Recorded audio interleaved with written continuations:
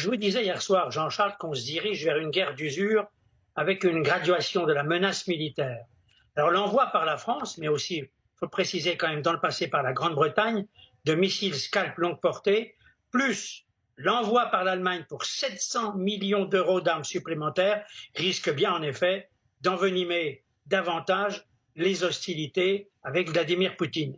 Les missiles qui ont une portée de 250 km peuvent atteindre l'Ukraine en profondeur, ce que disait Emmanuel Macron, en particulier les zones de l'Est qui sont contrôlées par les forces russes.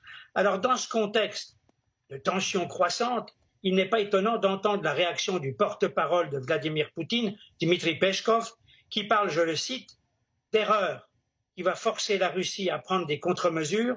C'est une décision, ajoute-t-il, lourde de conséquences pour la partie ukrainienne.